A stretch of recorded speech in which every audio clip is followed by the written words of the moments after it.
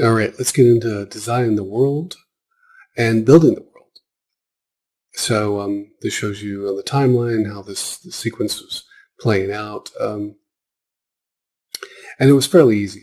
It's really light because it may seem like this is pretty dense. You got a ship, you got a planet, you got space, but this is really quite a simple scene. But before we get into all that detail, just want to walk you through the process of how I set this up, just how I set up my projects. So I basically make this map folder, and these are the maps, which are basically the levels. And that's kind of the background. That's where everything is built. And then this is another folder that's called the sequencers, which is actually the shots. And this has all the animation, the camera, and various aspects. So these two come together. So you have like your map level, and then you have your sequencer. And so I create this little shot list as I was going. This is a little showing a little bit in advance of what was created later on as I was going. But basically, this is very important. This is a way of writing down, once you understand your shots, what they are.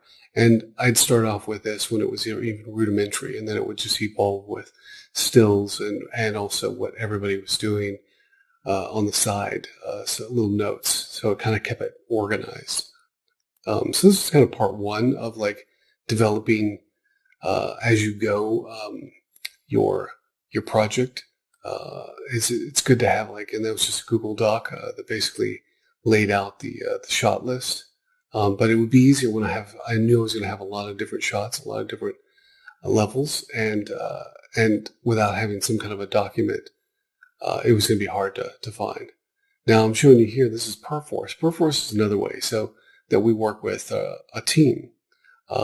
So if it's just you don't need this. But if you're working with a team, and say they're not even all local, you're not in the same building, but even if you are, Perforce is really powerful for working on projects together. And I just showed you how I kind of logged in on Perforce. And what that is just basically it's a place where everything gets saved. Everybody can work on the same project at the same time, and you can always like go back and modify it as it goes too. So, all right. So this scene, this is how simple this scene is. This whole background here, the planet, even some of the space was just put onto a grid or a plane.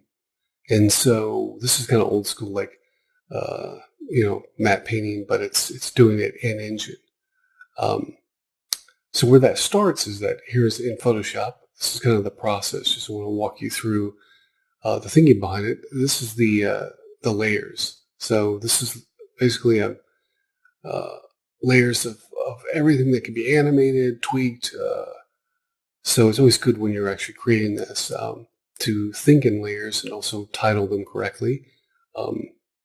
So this was it started off, that's the background, there's the planet, and this is based on some NASA photos of Earth and just colored it slightly different. Hurricanes, various things that created this image. So here is like, this is the base part of what that image was. It was like a really cool, like if you go to nasa.com, they have like a library of images. And so this is taking that image, which is all, and I colorized it to give it more like, kind of Tatooine quality. But it was high fidelity. It's a lot of detail. I think it was like some ridiculous, like 6K. And then I just looked at various things like hurricanes, and also looking at inspiration from movies like Prometheus or Alien Covenant. It's always good to see like things as you go, and I'll talk about that more, about like inspiration is a big part of a workflow. It's extremely important to have a reference and also just inspiration. So basically, this is it's an easy plane. It's a primitive plane that this was projected onto. you created like a shader for it, which is really easy. It's like a node-based shader inside Unreal. Um, so able to apply, uh, the textures and also the goal here is basically to create um, the planet in space. I just wanted to simplify it so I didn't have any like weird planing and overlapping elements. And then what I'm doing here is I'm just breaking out the different components of like spec and everything else, so it's flat, matte, and then I bring that same image plane that the diffuse, and I put it into the emissive color. That way, it actually illuminates. It's not. I don't really necessarily have to light it at all. It's self-illuminating. Then you save that out, and that's the background. I mean, it's really that simple. Um, there's various things like I'm showing you like the media player. You could do animation. On top of that, there was a bit of exploration using After Effects to animate it. Also, this grid and this plane that I created with Planet is so huge that I could push it far back and create effects around it, like atmosphere, lightning, all that stuff. And I felt like I had a lot more freedom if I could do it in Engine, opposed to rendering it out. Again, this is the beauty of Unreal, is creating um, all these effects, everything in Engine, and not having to do it outside, except for again, the Photoshop component that I showed you, building the image.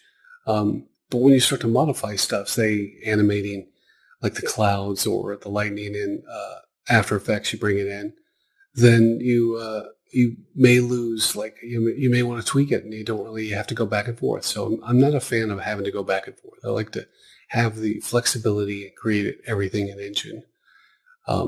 So what I'm showing you there is just various effects. This planet had, as we'll see further, it's like this kind of a weird storm element that's a living organism that can change time. And that's what some of the effects are, and they're actually all over the planet. As well as like, lightning, which you can get, again, on the marketplace. That's where all this came from. The effects that I showed you before that we'll get into a little bit more with the time effect that the planet is made of, or a life form on it. Those were a modified particle effects combined with various things. So this is Lightning Fast is the software or the effect that we're using, which I got on the marketplace, and then you can go in and tweak it. But it's really cool. It's a great place for lightning. There's a distortion in it. It also is illuminating areas, which is great. So it's really easy to use. You just what I did is I scaled it down, put it where I wanted it in the clouds, and it gave the effect I wanted. You can see as I scroll through, like how it's just everything seems to be working. Now, there's another thing too that, and it's interesting. I didn't really have time when I was doing this, is to create like a star in the background, like a sun. There is like obviously where an area for it, but I'm going to show you how easy that is.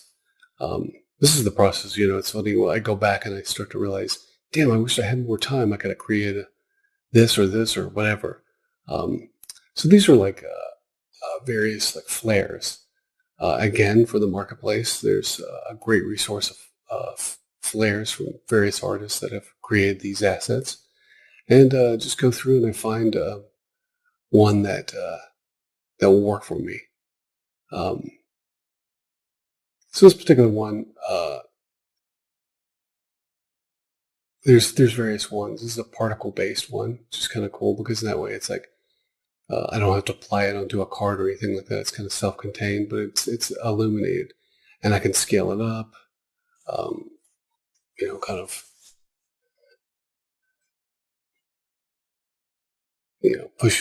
put it exactly where I want it, which is pretty cool. Obviously, I want it far enough back that it feels like it's as the camera moves, that it's not floating around. So that's another component to always think about, like um, the distance it is from the camera. See, as I move, it's not far enough back. Uh, so I do it till it's basically just almost going through the plane. It's almost right at the edge of the plane. Obviously, probably a faster way is just zoom out and place it there, but um, I kind of wanted to see where I was putting it, scaling it up, and and then it also adds like another like a cool flare that kind of comes in. So now we have like a fun like sun element that's back there. Now this a lot of these things, these effects have other components that you can adjust. So going through and just finding where you want it to adjust. There's other aspects of like flares beyond just the major flare, but um, the lens flare that would also be created from that.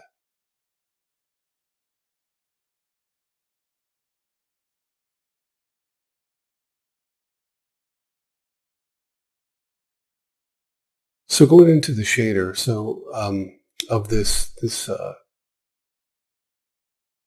flare, then it allows for other variations on or other variables, like scale of different components of it, which is always good to have that kind of control. Again, like this is what's the beauty of this, opposed to having to create this from scratch uh, and do all the mechanics that of putting this together. There's an endless amount of resources out there. What I've done is collected quite my favorites, and I repurpose them, reuse them, and adjust them. But this is cool too because it has its own like lens flare on top of the sun itself, the flare. So it's like, and you can adjust that. Um, there's other ways of adjusting this too in the post processing, where you can actually, and that's where you're getting the flare on the ship. It's from the post processing. Um, it's its own process here. There's also Bloom. Bloom is a good one for creating another various areas that are less, um, that you want to basically glow. So here I'm showing you this is the lens flare. So this is just how we're adjusting in the post processing, which is just it's an effect that you add on, and you always want to in your scene add a post processing component because you also it adjusts the exposure of the scene. So but you have all these little cool variable elements in here like bloom and lens flare, dirt on the lens, just endless like grain, all that fun stuff. So I mean, it just helps give it that cinematic quality that takes it to that next level. It's part of like adding all these like flares and everything else like and dirt on the lens. Um, gets kind of cuts it away from the the digital aspect. So in the bloom here, I'm just showing you like there's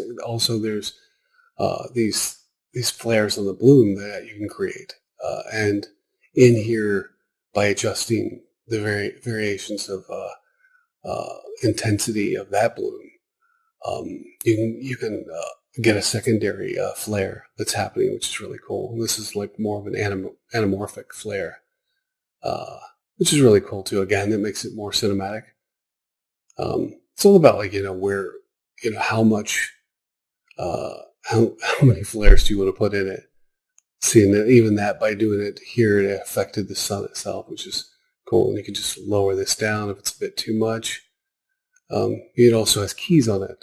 The far right, those are keys, so you can animate it if you want. Just say that you want it to be lower when the sun's in the shot, but when you want it to be more intense when the ship is there. Um, this by keying it here, by changing the intensity here, you can adjust that. Um, Again, and you see it all happen in real time, and this is just ridiculous. that it's this cool and this and instant gratification. Um, so yeah, I mean, there's a lot of flares going on there, but I'm a big fan of flares if it works. So I noticed this one is a little bit. Yeah, I need to pull this over a bit so it's not happening too early. The sun, meaning the flare in the sun.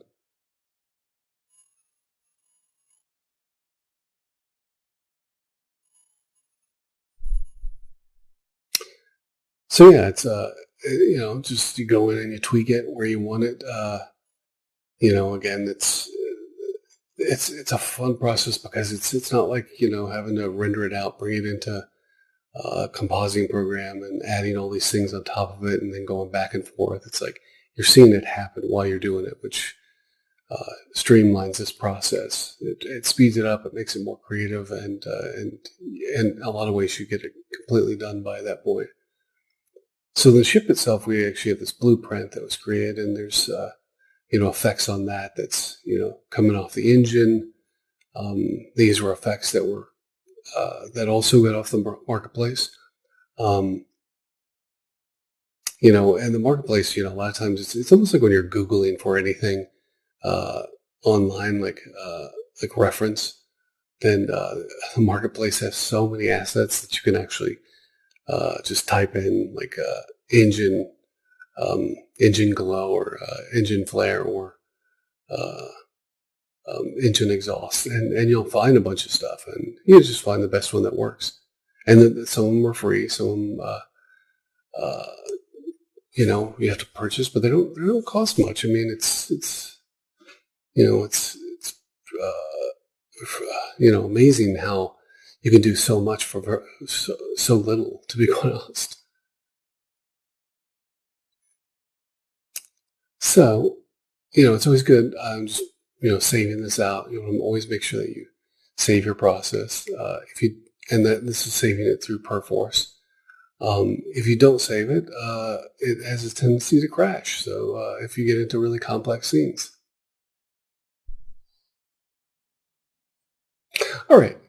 So let's talk about how this environment was created, the entire landscape. Now, there's different ways of creating landscapes in Unreal Engine. I'm going to go through the methods of how I created this environment, and this, and the thinking behind it, which is really important. We're actually starting to build a world like this that is going to be able to tell a story. So this just kind of shows how I laid out the environment from above all the way down to the ground into the cave. And it was something that was, I knew when I was creating that was going to be something that I was going to need to have some inspiration. So inspiration and reference is always a great place to start.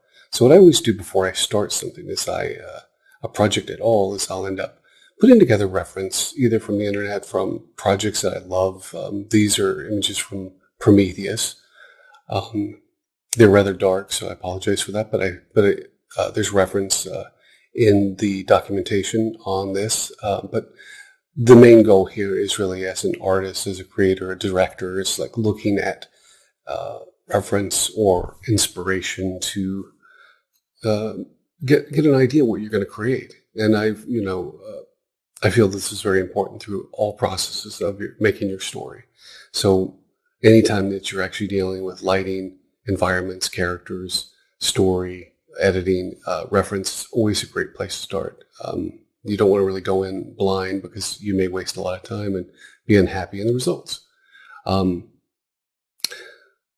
So looking at that reference, from Prometheus, we're not going to exactly copy it. It's a means of kind of getting an idea, mood, feeling, lighting, and how I want the landscape to maybe be broken up, by having these kind of jagged cliffs. They didn't really have that in Prometheus, but I felt like I wanted to create my own world. So that's the fun about designing in Unreal is you can use, basically an idea reference, and then I'm showing you here is Megascans is creating all of the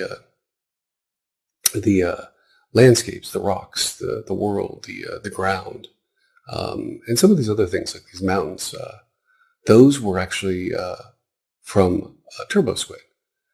So what's great about Unreal Engine 5 is that you can use these really detailed models. And so I just typed in scan mountains, when I went to, just to see what's there, because I thought instead of sculpting it from scratch, I don't have time. I have 6 weeks and I want something unique and different, but also I want it to feel very real. So looking at scan data is always a great place to start. Megascans has a lot of a big library as well, but when it comes to these big mountains, I found like this one was called Star Wars Mountain. I just loved the texture of it. I felt it looked kind of otherworldly. And I thought, oh yeah, this is going to work. I saw the amount of detail that's in it. And I ended up purchasing that and using that for these mountains. And I,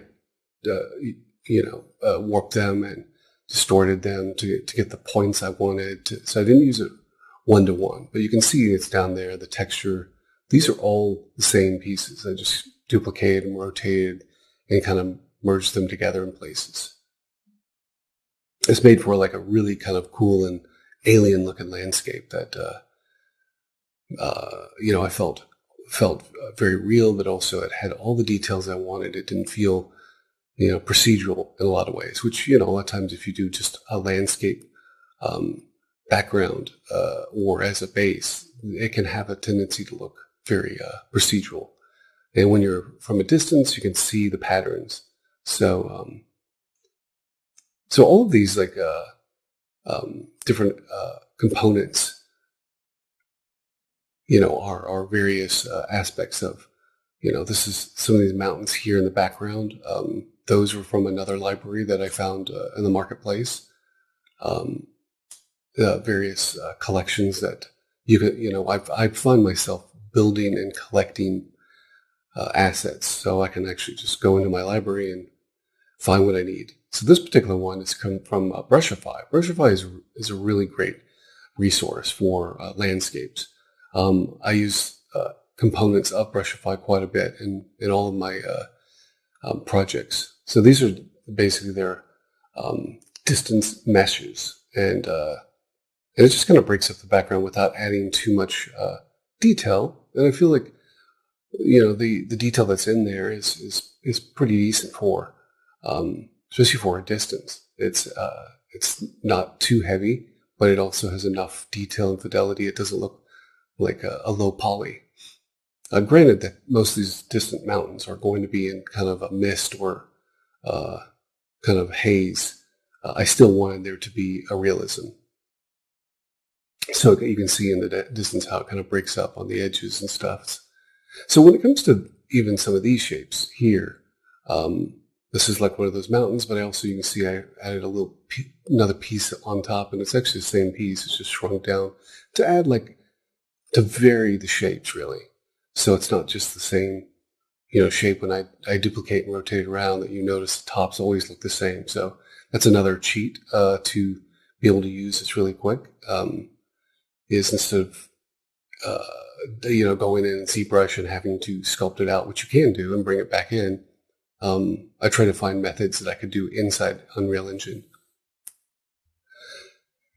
So this is, the fly through to the ground. There was a lot of components here that I had to think about. I wanted this to feel like there's, kind of this area where the ship would be located.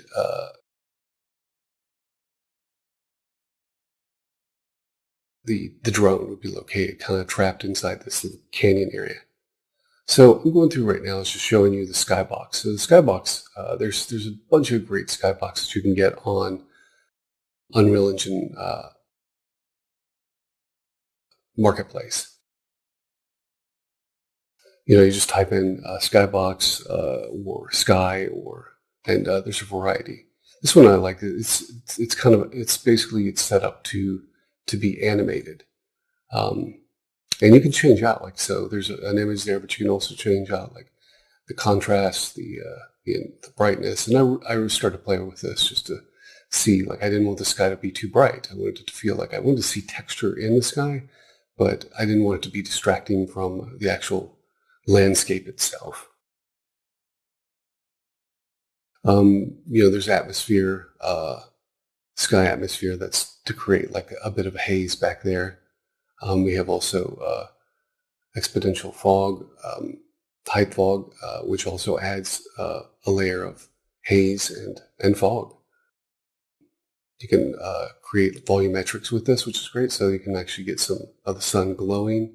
You can get God rays, all kinds of fun stuff that comes with adding volumetrics to your exponential height fog. You can obviously color the fog to tint it any color you want.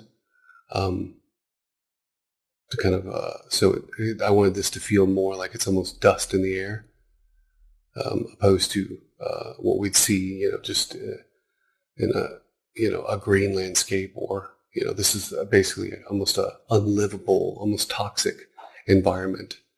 But you can see here, like just tweaking the colors just of the fog is fairly easy. It's a lot of fun to just mess around with it.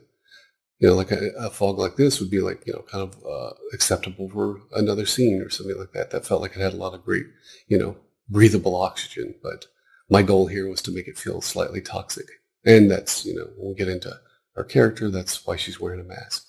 She can't breathe. So these other components here that add a layer of texture to the environment are their particle system.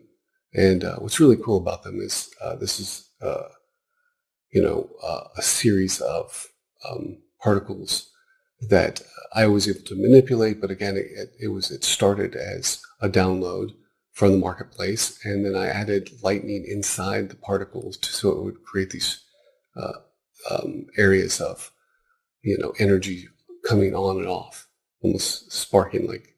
And because the idea is this particular element that we see here, I knew I wanted it to be a life form that is the thing that tells our story, that has the ability to change time once it goes over something. It's kind of an intelligent life form. Then we have the other just ambient particles. These are just specks in the air like dust. And again, none of this was created from scratch. It's all stuff you can find on the marketplace. So it's exciting how accessible all of this is as an artist and as a filmmaker, to be able to just download elements and put it together and quickly make your story or your world. So all of this, are all the different elements. Like here's dust here. This is just another element of, and all these layers create the realism for a scene.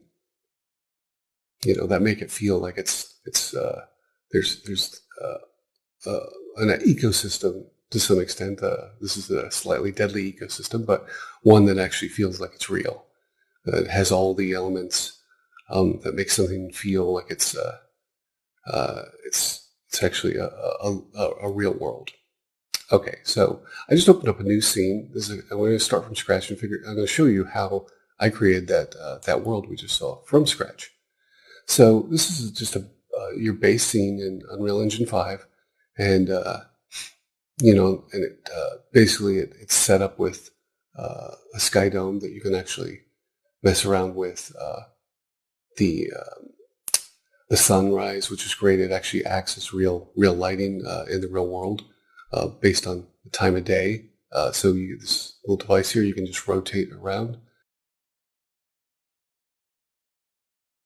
And so what I end up doing is using like this it's just a floor here. This comes with a standard, so it's like I basically have my ground. I could start with a landscape, and in some scenarios I do, but I'm going to show you how to do it without a landscape, just kind of from using various Megascan elements. It's just all the different things like the sky dome, the clouds. We'll change out all the stuff like the clouds and get rid of the the text that's down there. The game play, we don't really need that. Now this volumetric cloud, you can adjust that. It's actually all adjustable. I personally don't feel it looks real, so I don't use it in any of my scenes yet. I think it will get there, so I just kind of delete it. I think we'll end up putting, like I said, a sky dome in there that has more photographs and a bit more realism. So just kind of start like a clean sky and get rid of all the excess stuff. I actually want to keep it as simple as possible to begin with.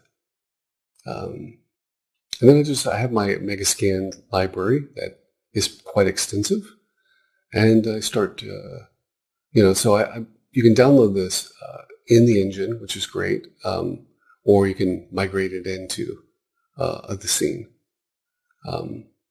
Right now, I'm just going to put in my sky dome, just so I can kind of get an idea, a feel of. So this is similar to the one that we looked at before. It's actually the same one. So I did a little pre-save, a preset of like all the elements. So what comes with a lot of these sky domes is it kind of has a mesh that's the sphere. If it doesn't, then you can create you can just project a lot of these onto a sphere and make it the scale you want it to be. Some of these, have like the sky is fairly high on its horizon, or there's a horizon line. So being able to adjust the scale or, to make this bigger, because I know I'm going to have a long landscape, but also just I want to be able to translate this down so the horizon line is even lower. When I actually get into building the world, I want the clouds to actually be on the edge. So I may scale it down a little further than what was intended, but this just gives me an idea because there's a little bit of haze on the edge, and I can imagine that once we start building our environment, I can scale this up, move it, translate it, however, and adjust the intensity.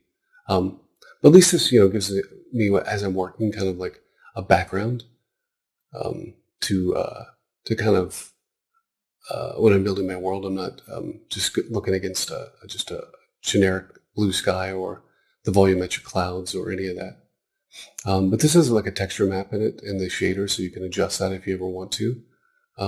It's a simple shader here material that basically animates, and then you can break it down and see how it's set up it's all plugged into the emissive, so it actually is self-illuminating.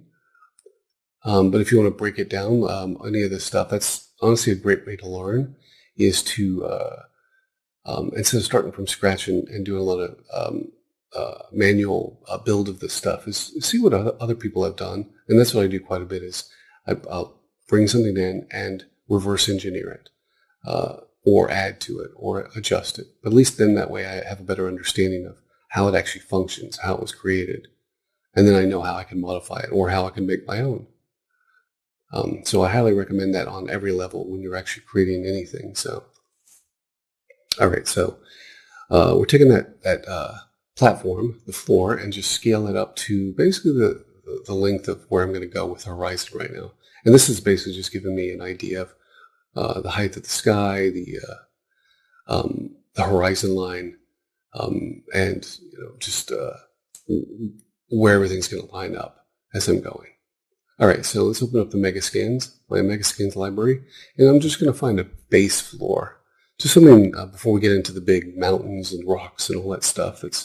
I want to create a base. Now, like I said, we could do this with a landscape, which I won't really get into on this because it's its own beast. And for what a lot of the stuff I create, I end up going more in this route where I create a landscape from various rocks that I can control. Again, it's so I can have high fidelity of coming up close, and also the way that nanite works in here too is that it's not going to impact the graphics card too much, the memory. All right, so I found I think this is a good one here. So it's kind of flat, it's broken up. It's nicely broken up. Again, you can see this Icelandic rock. And so what I end up doing is, once I have one I like, I kind of basically duplicate it, rotate it, move it over. And it's really easy to do. It's, copy paste, rotate or end, move it over, and just continue this process. And it may seem, wow, that's a lot of work. But what you do is you just do it a few times like this, and then you can grab a whole bunch and that you create and duplicate it, and then do that on a larger scale. But at least this gives you an idea like how easy it is to take one rock, rotate it around, and not see that there's a complete pattern yet.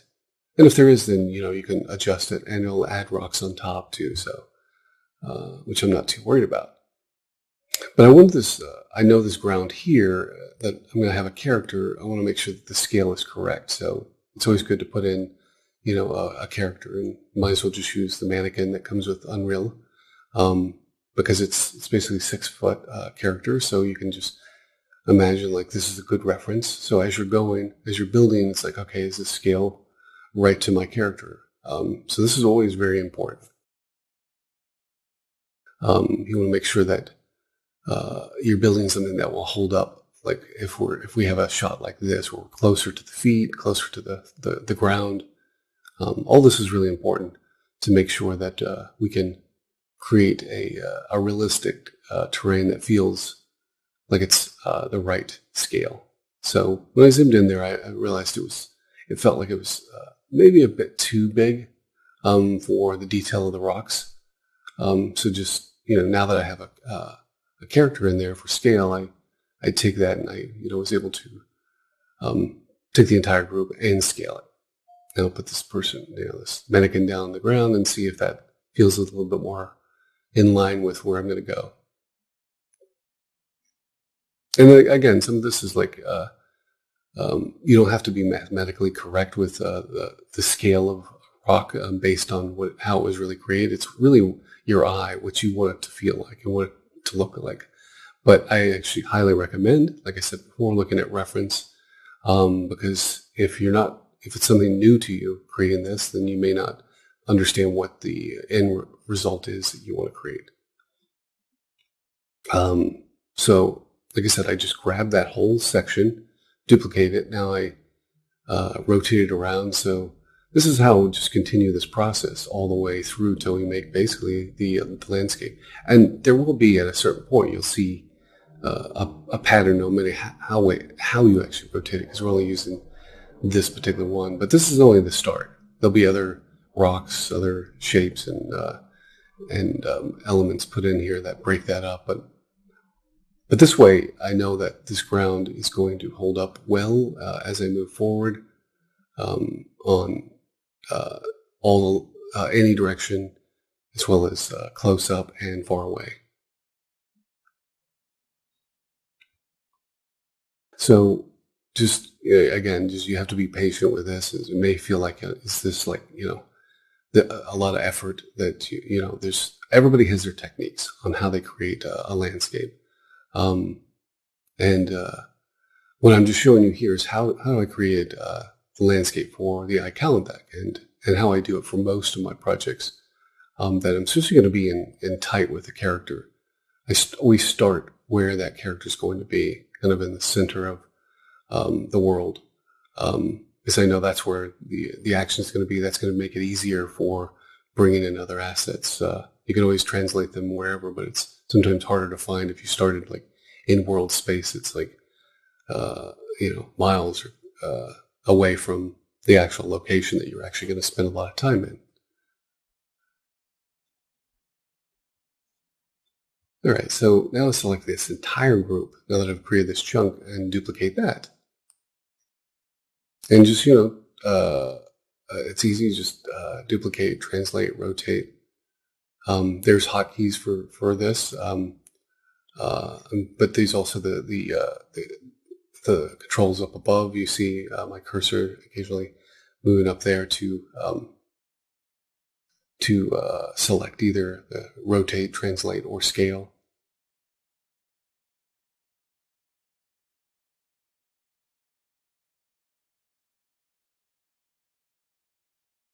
So this is all real time, me creating this. So you can see it hasn't really taken that much time to just lay out a ground is what I'm calling this.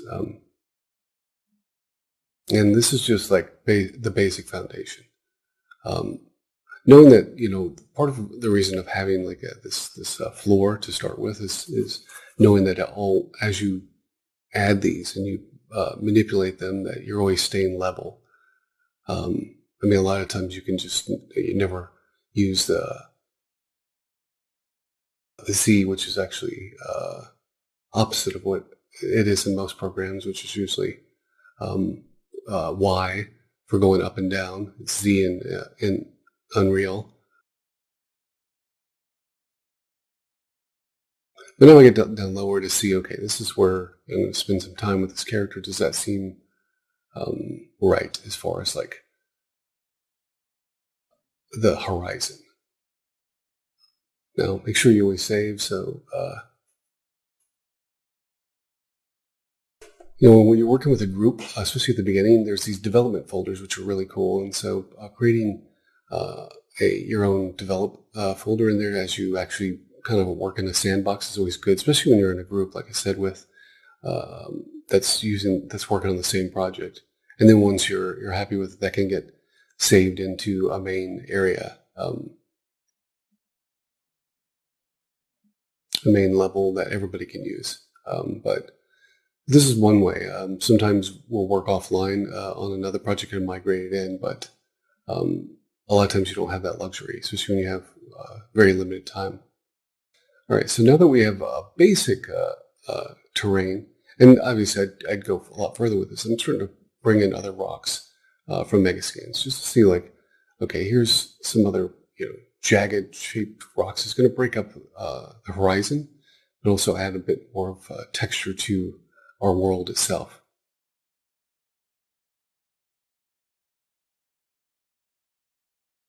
And Quixel, I think, is something that is it's such a great resource, and it's so easy, and it's embedded in Unreal Engine 5 that you can access all of this inside to get all these assets. And I'll show you that here in a second.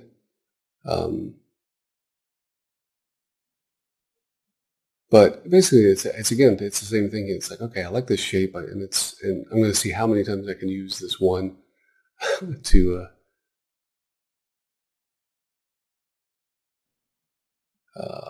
So here's actually what I was just talking about. So inside Unreal, you can actually access Quixel, which is all the Megascan library. Now you need to log in, with your login, but it's like an endless supply of resources that are just at your fingertips, and that's what's makes it so powerful when you're trying to like create something opposed to having to ever exit the program. I mean, that's what the beauty of Unreal has become, is that I'm finding more and more stuff that I never have to click out of Unreal. It's like a virtual world that I can create anything I want. But what's great is that they have these libraries for different areas. And so finding different either surfaces or actual geo, it's all accessible here. And all you do is just, once you like it, you click on it, you download it here. Once it's downloaded, then you just add it to your scene. So here, let's download this. All right, there it is. Now we can just add it. That was quick, and we can just add it to our scene. So there it is. Now it's added to the scene. So that's how you can add it to your scene, and now I can drag and drop it right into any place that I want inside the scene I'm building. So it's just that easy, really. And there's different modes or different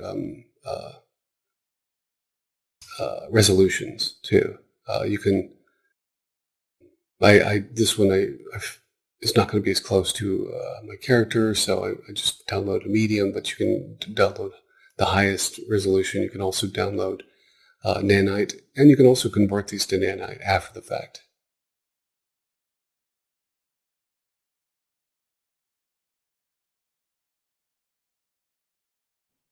And so what I'm doing here is like now that when you have different rocks, you want to make sure that they don't, look, they stand out like a sore thumb. So playing with the values in the shader, which is really easy, you can just open up the color, the surface, the saturation, and just adjust it to your needs to where it will match the surrounding area around it. Another way, sometimes it's hard to see because with the lighting. So if you just do it with you turn lighting off, and it's basically just unlit. This is where you can really see if it's going to match up, and sometimes the lighting can be deceiving.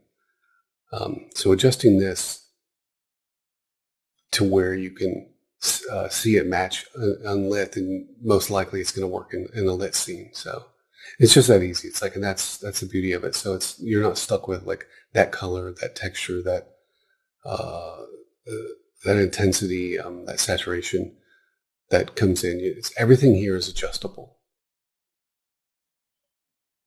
All right, so the same thing here is like, there's feeling like now we have this geo. I can kind of just break up this pattern that we see from our first original ground that we actually put down, and use this rock here to just kind of break it up and move it around to help get rid of the redundancy that we may see, especially from different angles. And it also just again, it's going to change like the height if we want to.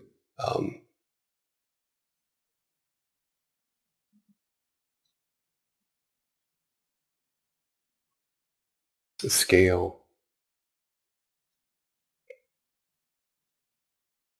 So see the further away, because again, a lot of these rocks are not. They may actually be smaller rocks, but in a distance, they may actually hold up as a a larger piece of ground, or a rock, or a cliff, or a mountain. So just trying some other like rocks in here, and that one actually has a few rocks embedded in it, so it kind of breaks up the surface and color. And this one, we'll want to adjust the values too, so it matches a bit better, because it's not right now. It's a little too warm and a little too dark. But I do like the fact that there's little other bits of rocks in there, so that adds another layer of texture. And so what's good about like, a rock like this too is that, it's easy, like I said, to adjust it to match the actual values that's around it. But these little bits here, instead of adding individual rocks for that, there's a few of these like this in Megascans, that there's a whole ground that basically has various rock sizes.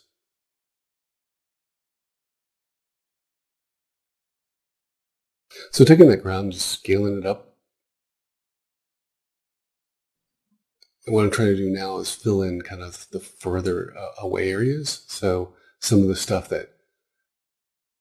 that'd be using close up, again, like I'm changing it, and it looks completely different by just stretching it in the Z.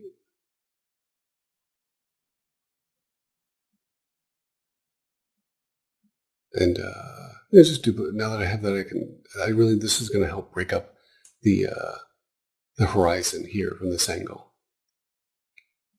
That way that has more of a jagged horizon opposed to just a flat quality to it. And we'll just continue that throughout all the way around, so that we can actually make sure that from any angle that the camera moves, then we won't be seeing just something that's that we'll have to fix later.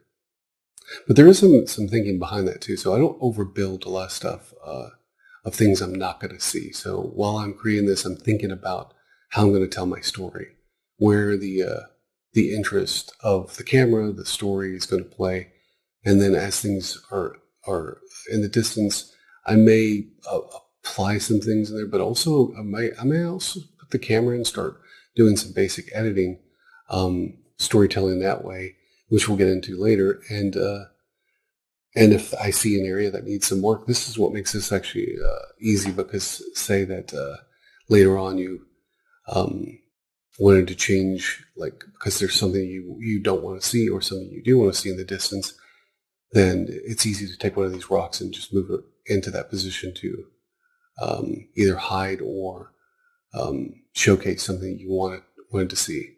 So by having these all individual like this makes it easy to quickly move around and rotate and change. So so right now I'm taking kind of the same rocks, rotating them, duplicating them, and this particular one is the one that's on the foreground. It's and it looks quite a bit different when you actually scale it up like that, and you actually change its shape by either going flatter or raising its height.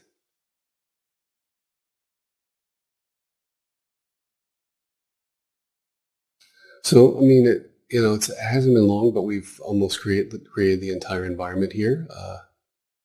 At least the foreground part and into the background, and we'll continue this, till it seems like it's in a good place from all angles.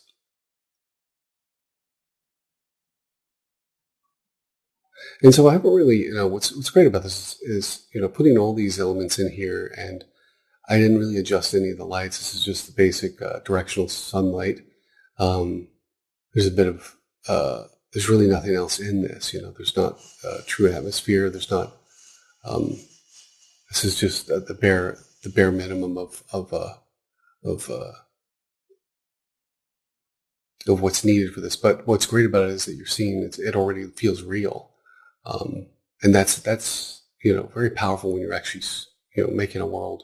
And so you're seeing it, and that, okay, this works. Here's, the basic lighting. I'll be changing the lighting, but at least I know that it looks good. It looks, good enough to where I'm not guessing.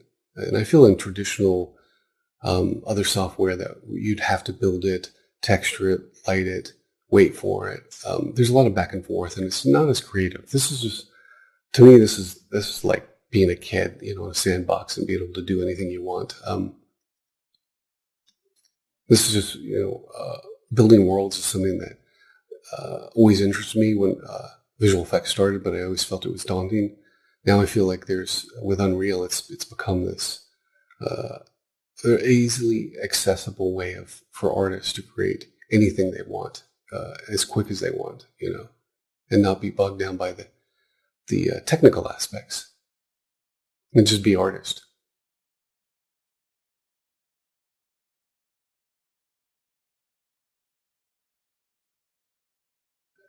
So just filling in these little areas here that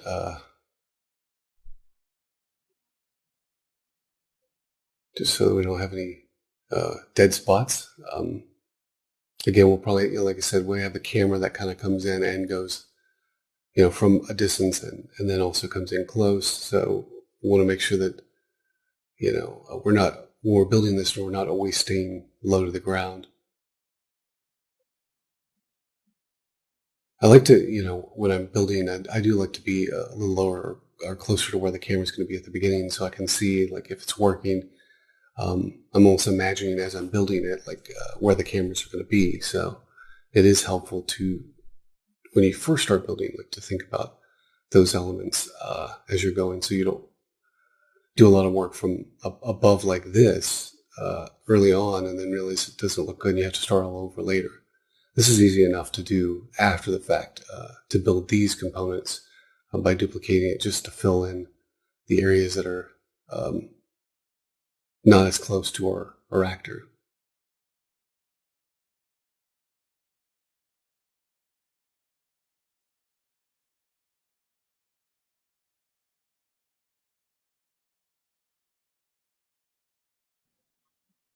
So what I'm doing here is just building kind of a canyon area. This is kind of a canyon that will kind of stay within. And this is what I was saying before, where eventually there'd be a cave, the mountains around. But I wanted to have a basic area where a character's going to walk around and have to do her thing. So just building this out. So again, that's now we see it from every angle. Looks pretty cool. It was just, again, this is just Megascans. There's nothing that had to be purchased for this, so this is easy for anybody out there if they just want to create something like this. It doesn't take much. So now I'm just seeing if I can break up some of these bigger rocks just for some height, because again, I want this to feel like it's a terrain that it's not going to be as easy to get around if past this canyon area. So in the distance or whatever, you can have more jagged rocks everywhere.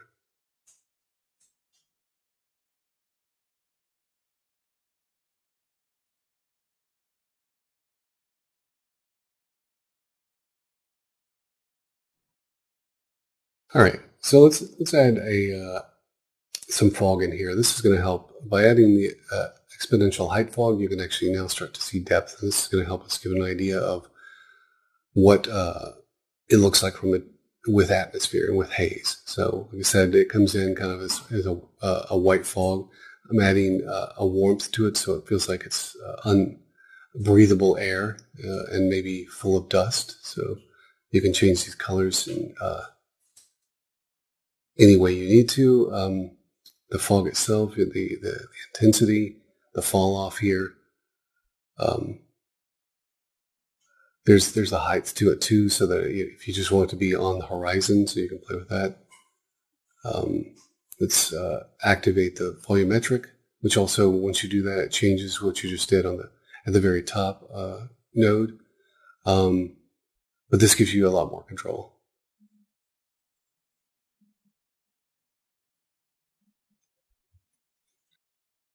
So you don't want to go too saturated with the color sometimes, because it will feel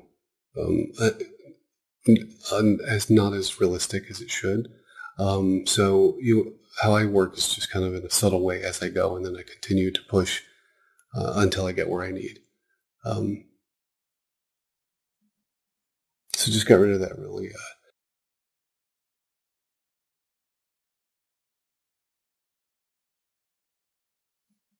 So now playing with the atmosphere, playing with the atmosphere here. This is a control that I sometimes use and sometimes don't. This gives you another layer of. It's also fog, but it's also like overall color intensity of the light in the environment and how it's affecting based on atmosphere. What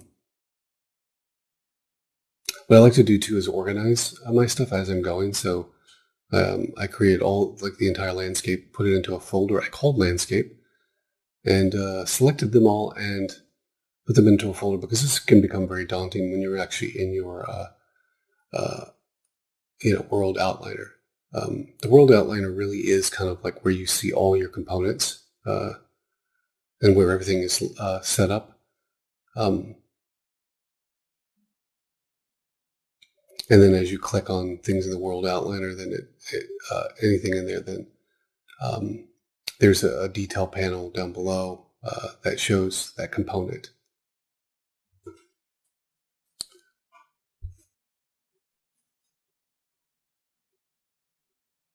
And, obviously you can adjust it. So the skybox I just clicked off just to see like if there's anything else back there that I want to adjust, because sometimes the clouds can almost feel like it's a mountain or something like that and be deceiving. So just click that off so I can start to adjust a few of the other elements of the exponential height fog.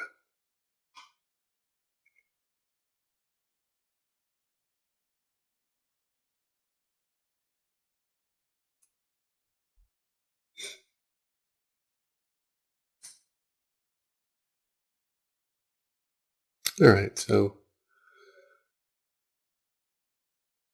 there we do. We have just a basic, again, we'll adjust this as we go. Like we want to go more intense later.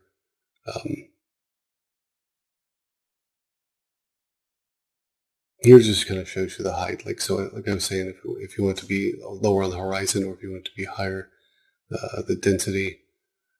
There's a lot of adjustments. It's really to your eye, your flavor, your your interest, what you want to achieve here. So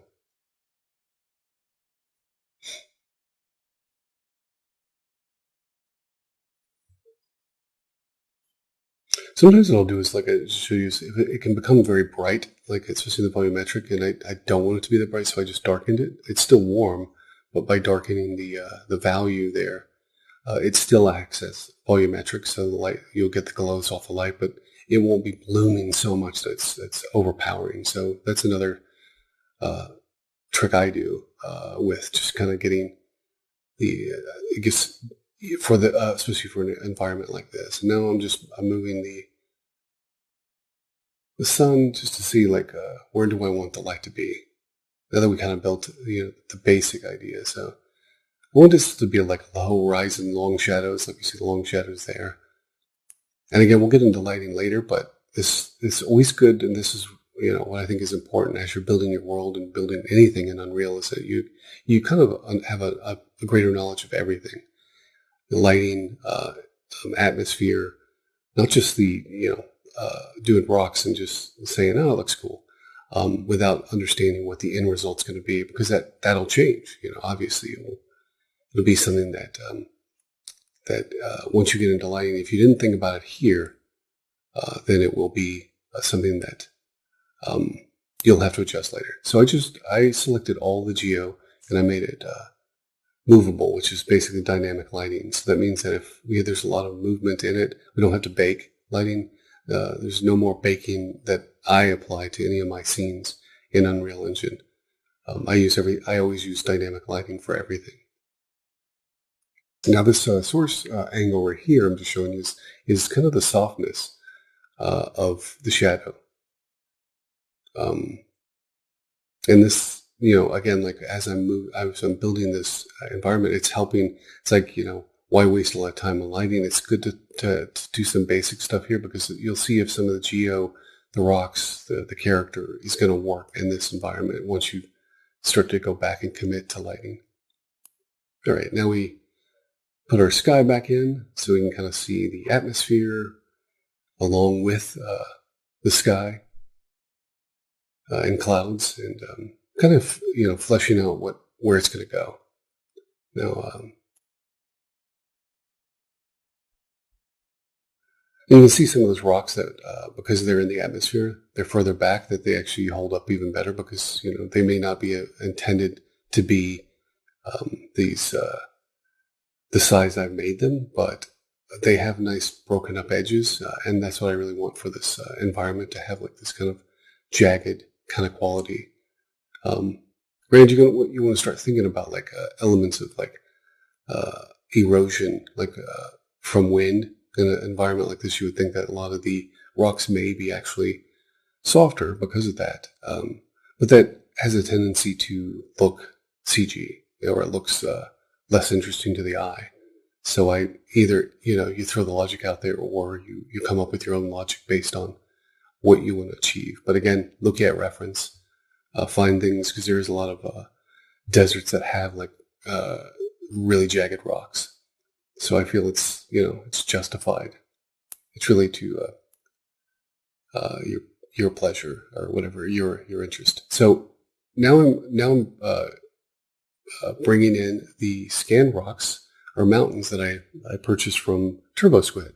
These are the Star Wars mountains, and scale them up, bring them in. And so I think what's great is it's for when it comes to these materials too. It's really easy. It's like you don't have to do too much. It's rocks. It's not going to have a lot of unless there's rain on it. It's going to be fairly dry. So it's an easy setup. What you'll find sometimes too here is that sometimes the center, when you bring in objects, the pivot is off. So by hitting Alt and middle mouse key, you can move that component over, that pivot, so it's centered. So now that when you scale it up and rotate it, it, it'll happen in the center opposed to somewhere else. It's very annoying that you can't even find where the center is. So, so now that I've created one, I now duplicate it, rotate it around, scale it up. It's the same as what we were doing with the foreground rocks, but doing this on the huge mountains or huge rock faces.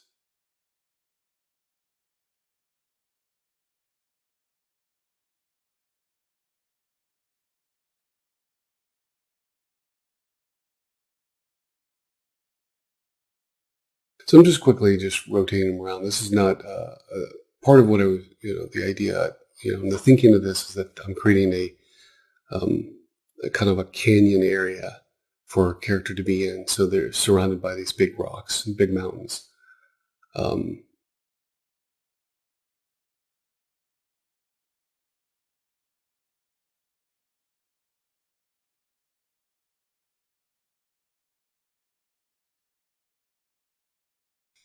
Just seeing if some of these other ones, like we'll just break up the other rocks that we put in from Megascans to kind of break up like a mid ground. Still a distance, but it's to kind of so we don't have this hard edge ground underneath the big mountain, but there's a layer to it. Because this particular mountain, which you can adjust, and I did actually to duplicate, rotate, and find areas. I may turn it on its side, all that stuff to get less of that just edge hitting the edge of the horizon.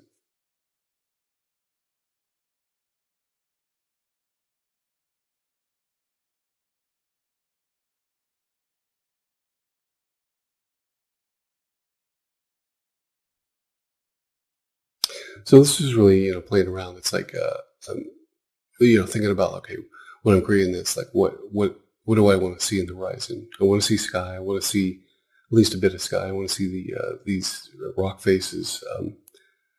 But also, some can be closer, some can be further away. So it's really creating layers is really what I'm trying to do here.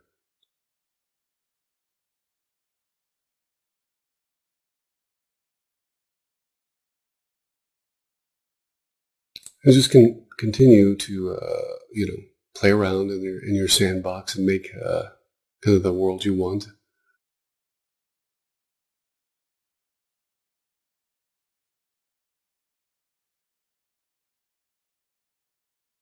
So the thing here is like I'm just selecting many this fast way and just duplicate a few of them over.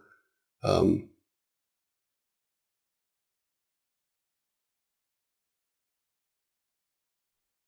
Part of it is like just really finding that kind of horizon. What you want to see? This it's got a really cool shape there, but some of the angles are working. So you see weird gaps, things like that. So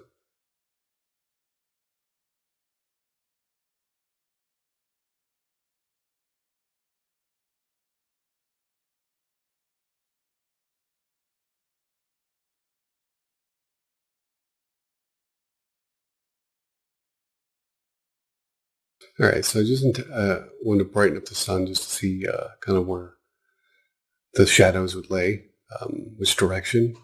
Um,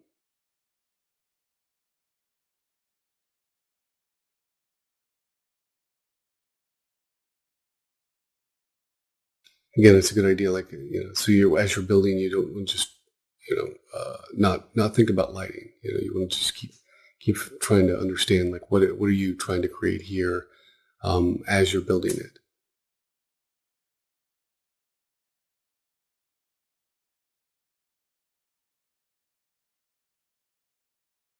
And then eventually we'll, after we get all this done, the sky itself, we can warm that up too, so it feels more like dusty sky. It all kind of comes together. Start to build all these components um, and manipulate them in ways that just it's, right now I'm just trying to create an appealing look to the horizon. And as I start to develop, you know, the story, then like I said, what I end up doing is moving things around based on the camera because of the interest of either where the sun is at, where it's hitting, or something I really want to showcase that makes it kind of an epic or compelling visual.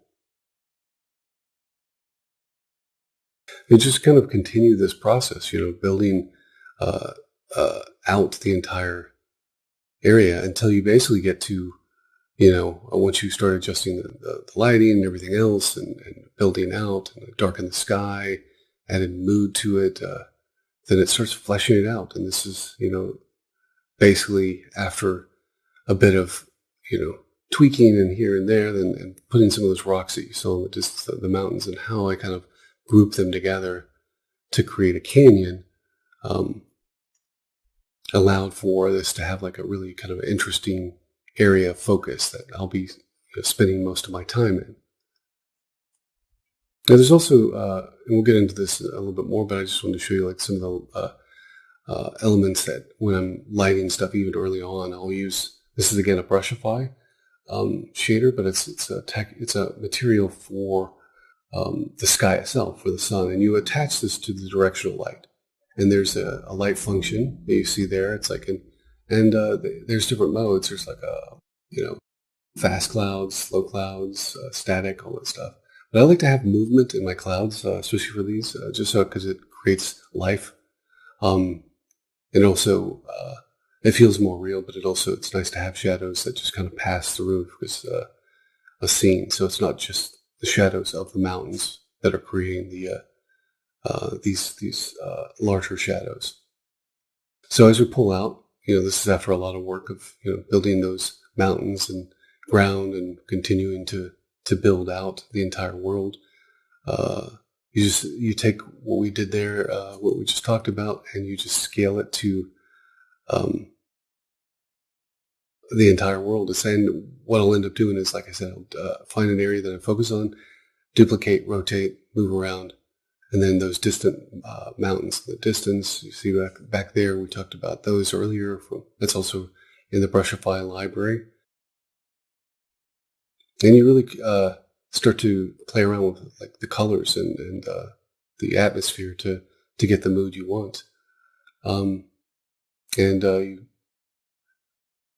then you start to, creating a sequencer, which we'll get into a bit later in the animation sequence. But, you set up your world by putting your ship and making sure everything is working and functioning. So